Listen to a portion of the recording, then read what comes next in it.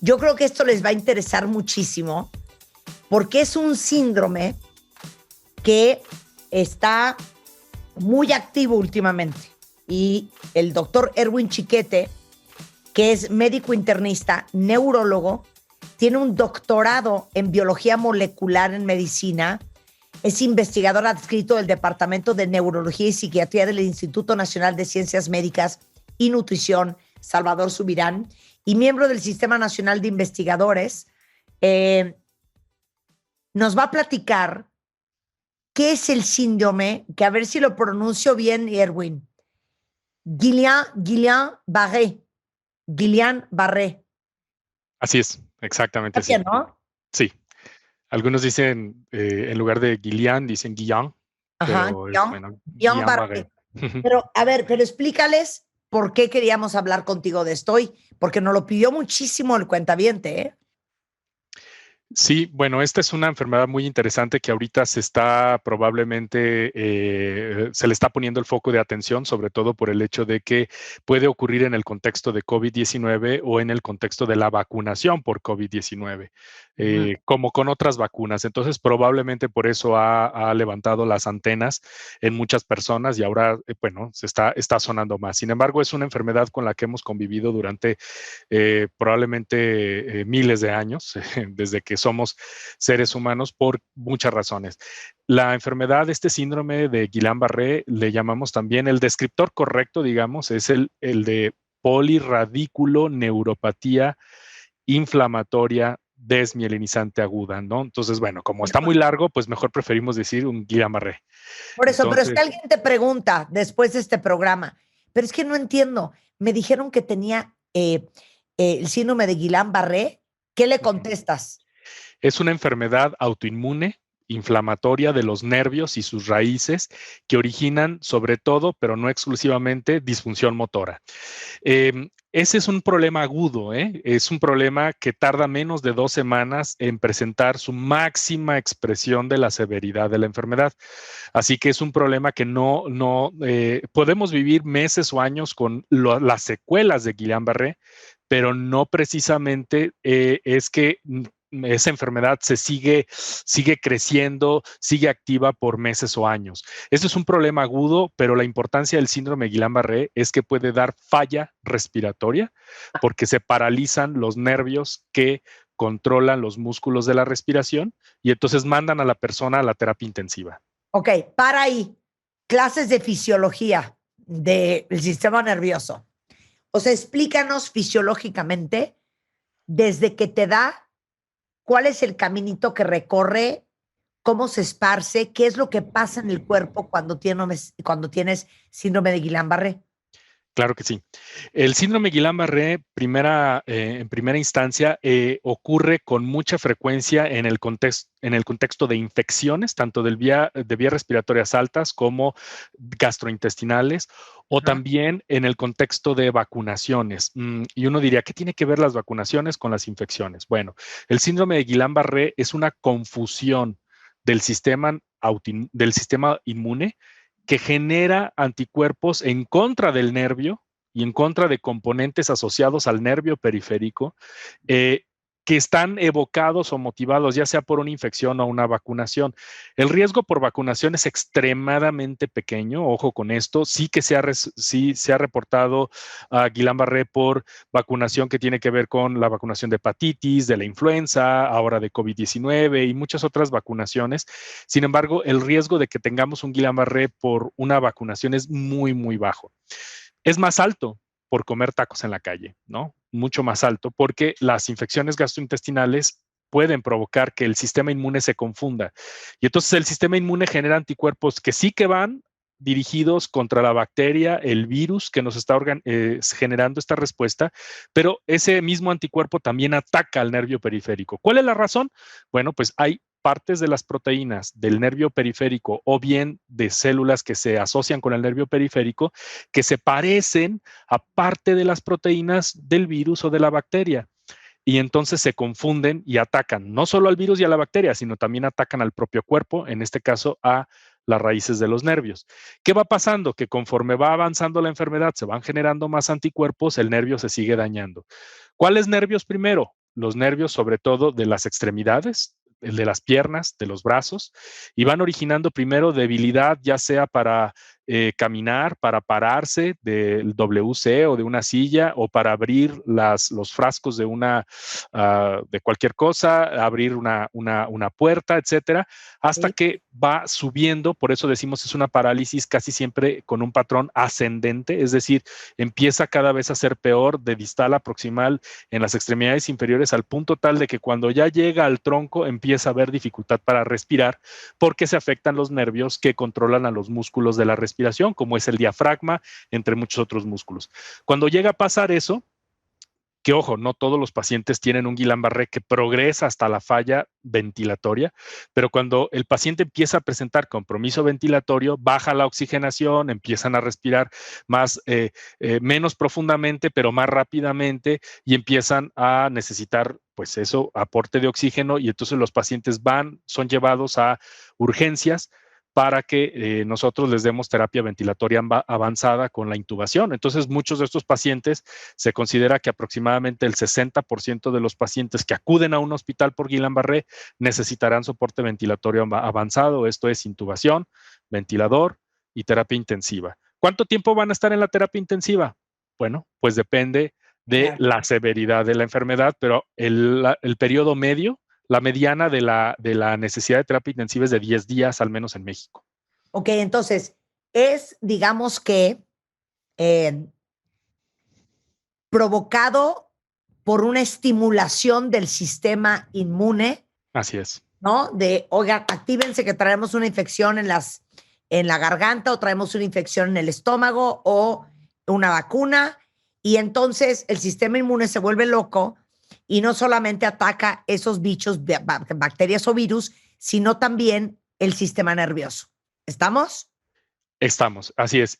A eso le llamamos nosotros mimetismo inmunológico o mimetismo inmunitario. Es decir, se mimetizan, se simulan las mismas estructuras que tiene el virus o la bacteria a la que van dirigidas los anticuerpos que se generan, están siendo simulados también por partes del sistema nervioso, y entonces por eso existe ese ataque, esa reacción cruzada, vamos a decirlo así. Ya. Ok, ahora, ¿cómo empieza? ¿Cómo se siente? Digo, para que El, estemos alertas. Sí, claro. Casi siempre la mayoría de los pacientes mencionan que empiezan con alteraciones sensitivas, como hormigueos, como una sensación de entumecimiento que empiezan en los pies, en las manos. Ese entumecimiento puede progresar a debilidad franca, y ya la debilidad es la que es más específica del Guillain-Barré, porque la sensación de entumecimiento en las palmas de las manos, en las plantas de los pies, es muy común después de algunas vacunaciones. De hecho, por ejemplo, nosotros acabamos de terminar un análisis por la vacunación por post-COVID aquí en México, y vimos que las alteraciones sensitivas inespecíficas son mucho más frecuentes que el Guillain-Barré. Es decir, la probabilidad de que alguien después de la vacuna sienta estas alteraciones sensitivas es más alta que te vaya a dar Guillain-Barré. ¿Por qué menciono esto? Bueno, porque no quisiera que exista la confusión de que si ya hay alteraciones sensitivas, eso forzosamente indica que ya nos está dando un Guillain-Barré. ¿Cuál es el verdadero marcador, aunque inician con alteraciones sensitivas, cuál es el verdadero marcador clínico de que la persona ya está teniendo un Guillain-Barré? La debilidad. Y la debilidad casi siempre se nota primero en las extremidades inferiores y luego en las extremidades superiores. O sea, Sin piernas embargo, y luego brazos. exactamente, primero los muslos, las piernas, los pies, y luego ya propiamente los brazos o incluso las manos. Sin embargo, hay un grupo de pacientes que nos dicen en México hasta el 30% de los pacientes con Guillain-Barré por vacunación o por infección o por lo que sea, refieren que primero empezaron con la debilidad en las manos. Primero dicen que se les caían las tazas, que no podían abrir un frasco de mayonesa, que no podían abrir una puerta que tenía una perilla dura, y ya más adelante tuvieron problemas para caminar. ¿Qué pasa con el síndrome de Guillain-Barré? Que la enorme mayoría de los pacientes, hasta que dejan de caminar, hasta que ya de veras les cuesta trabajo dar paso, es cuando dicen, ajá, algo está pasando en mí, y es entonces cuando acuden a los cuidados médicos, que eso, pues ese retraso puede involucrar, pues que evidentemente no demos la terapia apropiada. Ya. Ok, entonces esa es la única lista de síntomas. Sí, bueno, hay otros síntomas que pueden venir, sobre todo ya en la etapa, no etapas iniciales, sino ya en etapas más tardías. Por ejemplo, hay algunas personas que tienen afectación de los nervios del cráneo, los nervios que están dirigidos, que salen del cráneo y que están dirigidos a estructuras de la cabeza y del cuello, y entonces empiezan a tener problemas para mover los ojos, entonces se manifiesta esto con visión doble, pueden tener problemas para deglutir, para hablar, pueden tener problemas para la contracción de las pupilas y también se presenta en un porcentaje relativamente alto de los pacientes, sobre todo en etapas ya más avanzadas de la enfermedad, ya cuando estamos sobre la segunda, tercera semana, la disautonomía. La disautonomía es un mal funcionamiento del sistema nervioso autónomo. Gracias, yo tengo disautonomía, Erwin, te agradezco el comentario. Bueno, la disautonomía puede ser aguda o crónica, la tuya es crónica, la del Guillain-Barré es aguda, y entonces son pacientes que tienen alteración de la presión arterial, de la frecuencia cardíaca, que no corresponde a la actividad física que están haciendo. Eso es disautonomía, porque claro que nos debe elevar la frecuencia cardíaca y la presión si corremos, ¿verdad? Es lo normal. La disautonomía es cuando eso ocurre en reposo. Ya, ok. ¿Y alguno más? Sí, hay alteraciones sensitivas más variadas que pueden involucrar incluso el dolor. Entonces, el dolor en Guillain-Barré es algo relativamente frecuente. Hasta el 25% de las personas presentan dolor. Dolor que puede ser físico, dolor somático, es decir, debido a las posturas que tienen en un paciente postrado. Imagínense estar acostado ahí en la cama y no poderte mover y necesitar que otros pues te muevan un poquito la pompa así como para que se te desentuma y te deje de doler, o la espalda. Todos hemos experimentado ese dolor de la cama que nos dice la cama, oye, ya levántate, ya son muchas horas de estar acostado. Entonces, imagínense esos pacientes, pero muchos días ahí, pues claro que van a tener dolor. Pero también tienen dolor neuropático, que es un dolor debido al daño en las fibras nerviosas que transmiten la información, pues eso, la información del dolor. Entonces, eso se puede presentar. En pacientes que todavía deambulan, pueden tener una variante del síndrome Guillain-Barré que se llama síndrome de Miller-Fisher, en honor a Miller-Fisher, que fue un neurólogo que describió este síndrome en el siglo XX y es esencialmente una ataxia, es decir, desequilibrio, caminan como borrachos, estos pacientes, ataxia y alteraciones de los movimientos oculares, además de reflejos de estiramiento muscular perdidos. Una característica típica que se ve en el 98 a 99% de los pacientes con Guillain-Barré es la pérdida de reflejos. Los reflejos estos que vienen cuando nosotros con un martillito golpeamos la rodilla, los codos, las manos para evocar esa respuesta que es la sacudida de la extremidad, de los brazos o las piernas. A esos reflejos me estoy refiriendo. Bien. Esa pérdida de reflejos ocurre en casi el 100% de los pacientes. Dios de mi vida. Ok. ¿Quién está en riesgo? ¿Cómo se complica? ¿Y cómo se diagnostica y trata? Eso, regresando del corte con el doctor Erwin Chiquete. No se vaya. Y estamos en una conversación muy interesante con el doctor Erwin Chiquete, que es neurólogo, hablando sobre lo que tienen que saber sobre un síndrome que se llama síndrome de Guillain-Barré, que ahorita la comunidad médica le está poniendo mucha atención porque se han presentado más casos. Y es básicamente que el sistema inmune ataca los nervios del cuerpo y esto puede causar debilidad temporal o incluso hasta parálisis en algunas partes del cuerpo. Y ya les explicó toda la primera hora, en la primera media hora de este segmento de qué se trata. Ahora, ¿quién está en riesgo de padecer síndrome de Guillain-Barré? Sí, esencialmente cualquier ser humano está en riesgo. Solo se necesita ser un humano y estamos en riesgo de Guillain-Barré. Estamos en riesgo de Guillain-Barré.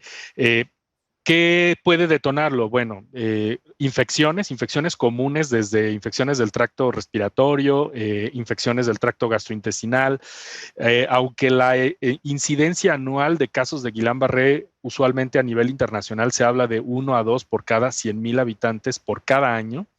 En México se piensa que podría ser mayor debido, bueno, pues a las condiciones sanitarias de nuestro país. De hecho, por ejemplo, nosotros tenemos una mayor proporción de formas severas de Guillain-Barré, de formas axonales, llamamos. El axón es la parte de adentro del nervio. Pensemos en el nervio como si fuera un cable y dentro las fibras metálicas son las fibras nerviosas, lo que llamamos los axones, y el recubrimiento plástico del cable sería la mielina. entonces que está producida por unas células que se llaman células de Schwann en el sistema nervioso periférico. Bueno, el punto es que ese cable tiene una cobertura que es la mielina y dentro tiene los axones, que son las prolongaciones, propiamente las patitas de la neurona. Entonces, las variantes axonales, que son las más severas, son las que se afectan no solo la parte de la cubierta, imagínense ustedes que ya cortamos el cable por dentro, no solamente que le carcomemos el plástico. Las formas más severas se presentan en México hasta en el 60% de los casos, mientras que las formas axonales severas en Estados Unidos no son más del 15 a 20%. Entonces vean ustedes cómo nosotros tenemos formas axonales. Las formas axonales o las formas más severas de Guillain-Barré son las que están asociadas a infecciones del tracto gastrointestinal. Ajá. Sobre todo por bacterias como la bacteria Campylobacter jejuni. Se dice que es eso, las condiciones sanitarias, pero también se dice que tiene que ver con la ancestría, es decir, la herencia, porque nosotros tenemos una frecuencia muy similar de formas severas axonales que es muy comparable con Asia, particularmente en China, Taiwán. Ellos tienen una prevalencia muy similar a la nuestra. Entonces, se considera que tiene que ver con la ancestría, porque hay que recordar que nuestros indígenas mexicanos comparten genes con los asiáticos, particularmente los chinos. Pero, por ejemplo, esa hipótesis de los asiáticos cambia cuando nosotros consideramos a los japoneses.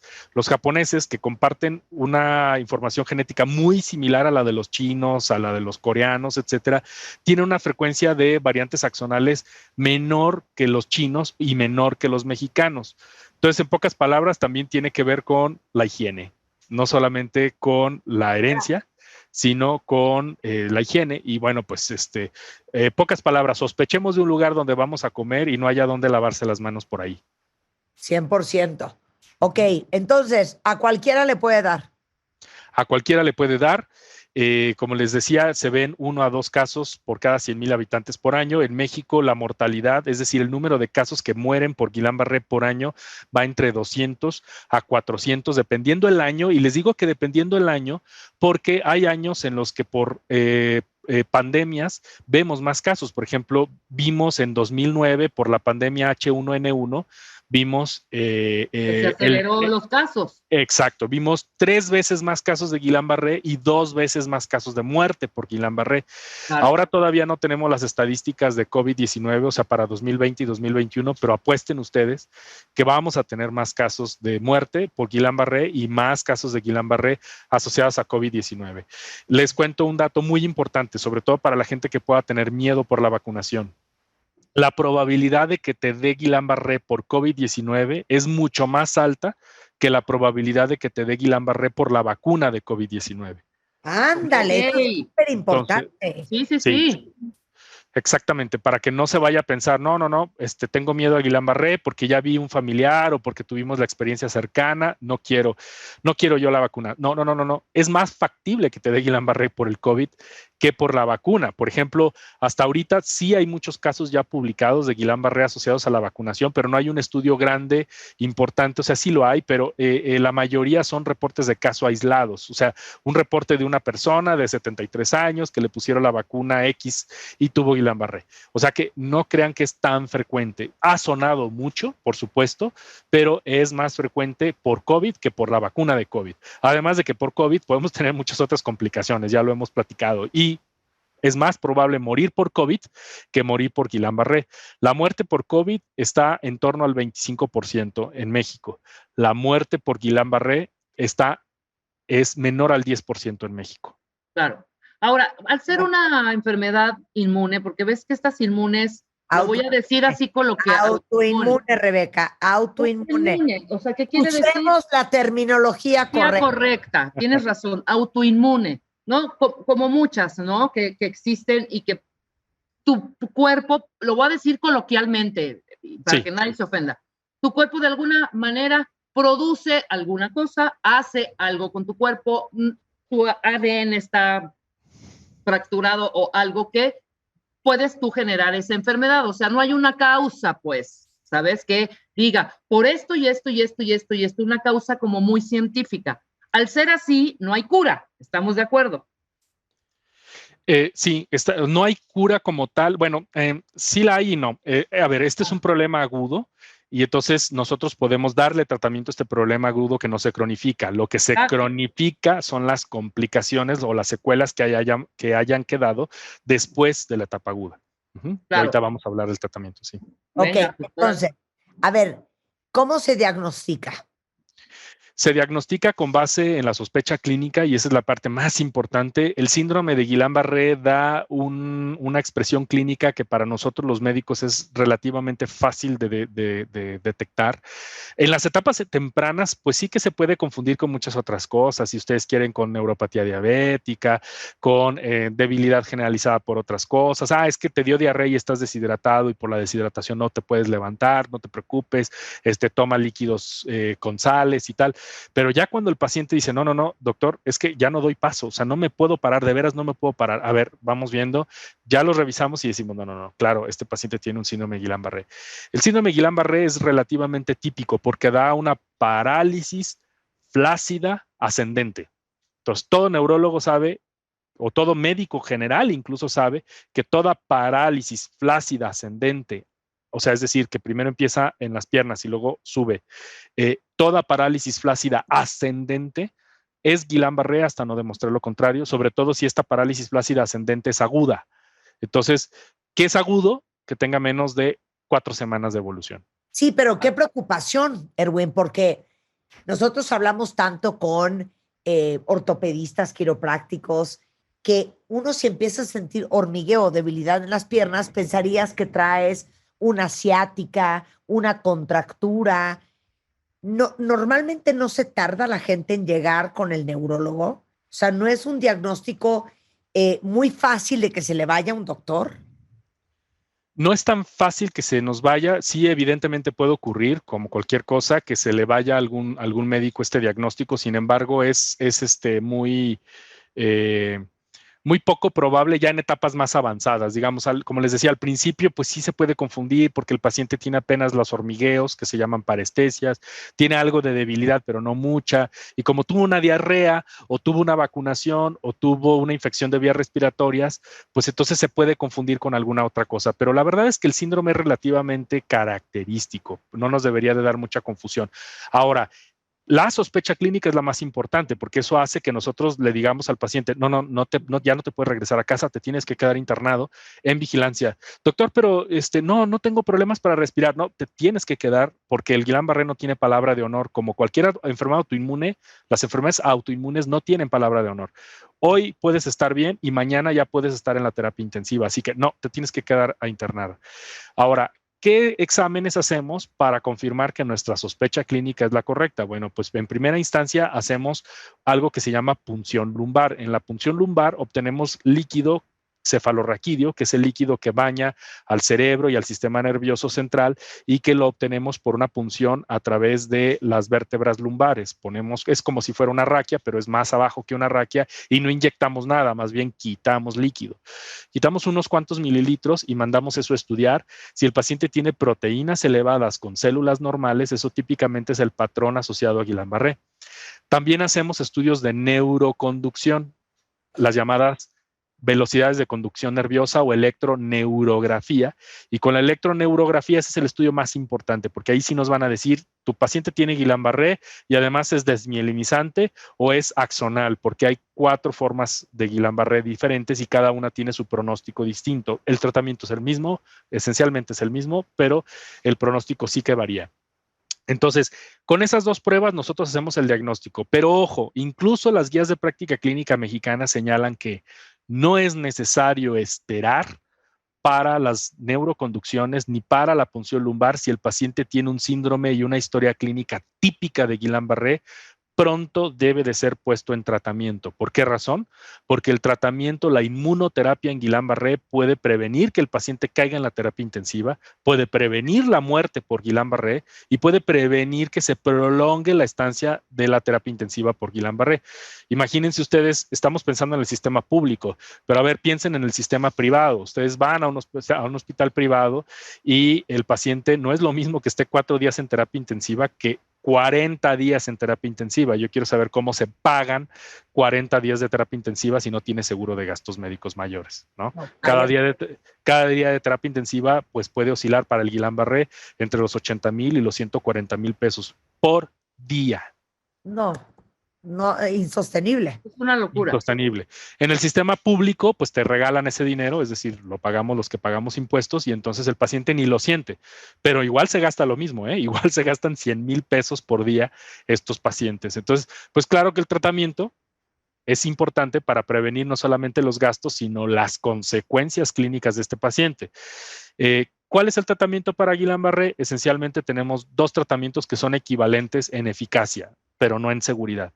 Uno es el recambio plasmático, también a veces llamado malamente como plasmaféresis. El recambio plasmático o plasma exchange, a veces le decimos PLEX, así incluso aquí en México le decimos PLEX por su abreviación en inglés, que es plasma exchange, la famosa PLEX o recambio plasmático o plasmaféresis, aunque este término no es tan correcto para este caso, es limpiarle el plasma a los pacientes de los anticuerpos que están producidos, no solamente para el Guillain-Barré, sino para otras enfermedades, pero bueno, el punto es, se limpia el plasma y se cambia por albúmina con líquido, es decir, se sustituye eso, se le hacen, a la gente se lo explicamos como, es que son lavados de tu sangre, vamos a lavar tu sangre, que es la que trae los anticuerpos, para que tus anticuerpos dejen de continuar atacando al nervio.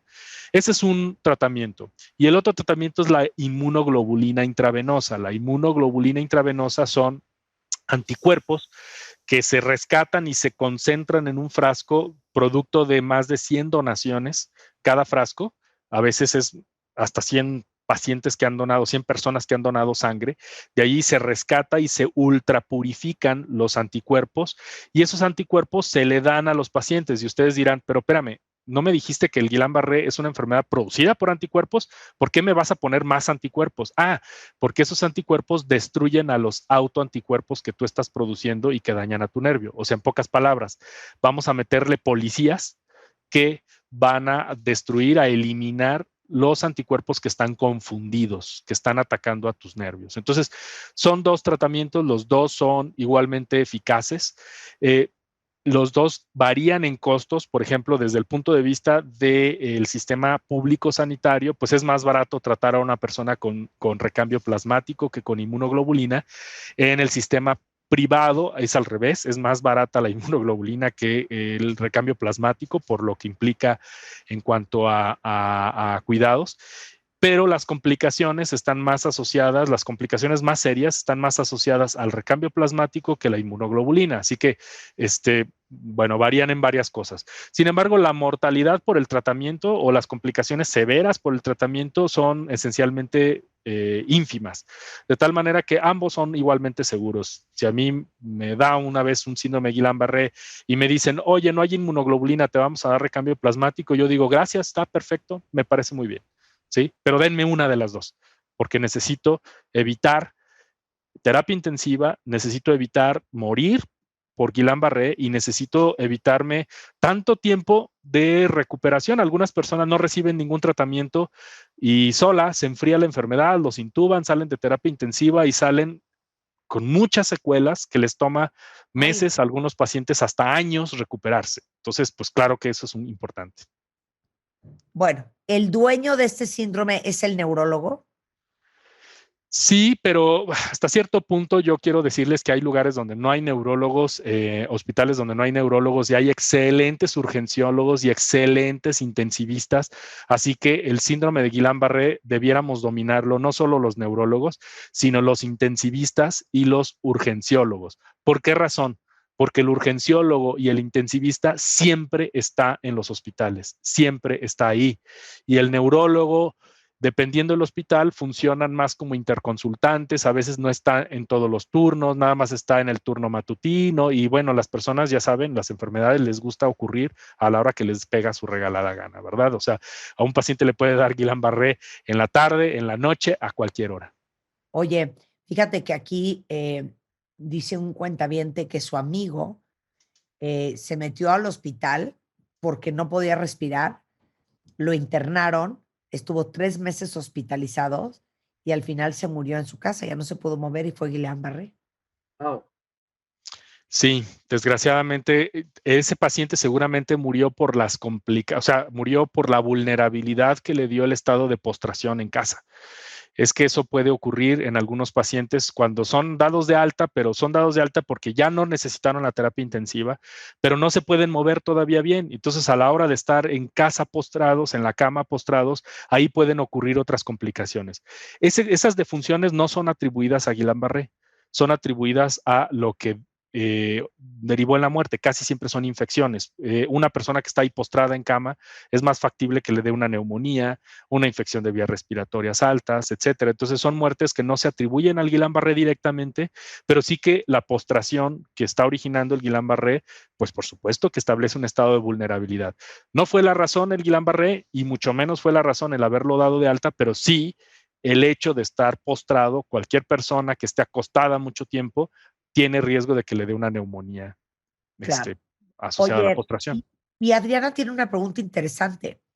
¿Es cierto que el pollo es uno de los medios más comunes de contraer el síndrome de Guillain-Barré? No el pollo per se, sino los productos, los alimentos que se producen en condiciones sanitarias no muy buenas. Y a veces el pollo, no el hecho de comer pollo como tal, un pollo de granja, sino dónde compramos el pollo o dónde compramos los alimentos que se prepararon con el pollo son los que nos pueden establecer el riesgo. Por la probabilidad de que tengan ahí bacterias, el pollo puede tener Escherichia coli, Pseudomonas y Campylobacter jejuni, y el Campylobacter jejuni es uno de los más asociados a Guillain-Barré.